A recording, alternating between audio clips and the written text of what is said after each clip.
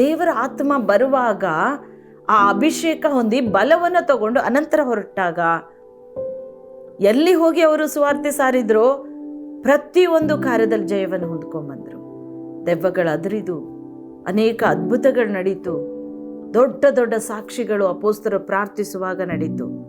ಹೌದು ನನ್ನ ಸ್ನೇಹಿತರೆ, ಇವತ್ತು ಹೋಲಿ ಸ್ಪಿರಿಟ್ ಇಲ್ಲದೆ, ಪವಿತ್ರ ಆತ್ಮ ಇಲ್ಲದೆ, ಖಾಲಿ ಪಾತ್ರೆಯಾಗಿ ಸಭೆಗೆ ಹೋಗಿ ಕೂತ್ಕೊಂಡು ನಾವು ಸಭೆಯಿಂದ ಮನೆಗೆ ಬಂದು ಕೂತ್ಕೊಂಡು ಎಷ್ಟೇ ಬೈಬಲ್ ಓದಿದ್ರು ಒಳಗೆ ಹೋಗ್ತಿಲ್ಲ, ಅದು ಏನು ಮಾಡಬೇಕು ಗೊತ್ತಿಲ್ಲ, ವಾಕ್ಯ ಓದ್ತಿದ್ದೀನಿ ಆಗ್ತಿಲ್ಲ, ಪ್ರೇಯರ್ ಮಾಡೋಕ್ಕೂ ಆಗ್ತಿಲ್ಲ.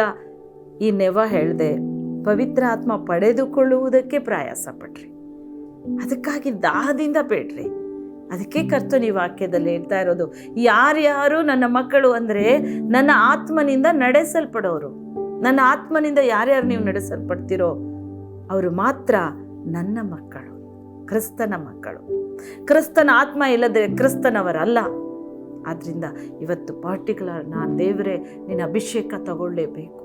ಎಂತೆ ದಿನದಲ್ಲಿದೆ, ನನಗೆ ಆಲೋಚನೆ ಕೊಡೋರಿಲ್ಲ, ನನಗೆ ಮಾರ್ಗದರ್ಶನ ತೋರಿಸೋರಿಲ್ಲ, ಅಭಿಷೇಕದಿಂದ ಪ್ರಸಂಗಿಸ್ಬೇಕು ನಾನು, ಆ ರೀತಿಯ ಕಾರ್ಯಗಳು ನನ್ನಲ್ಲಿ ಏನೂ ನಡೀತಿಲ್ಲ, ಪ್ರಾರ್ಥನೆ ಮಾಡೋದು ಗೊತ್ತಾಗ್ತಿಲ್ಲ, ಬೈಬಲ್ ಓದೋದು ಗೊತ್ತಾಗ್ತಿಲ್ಲ. ಪ್ರಭು ನನಗೆ ಅಭಿಷೇಕ ಕೊಡು ಕರ್ತನೇ.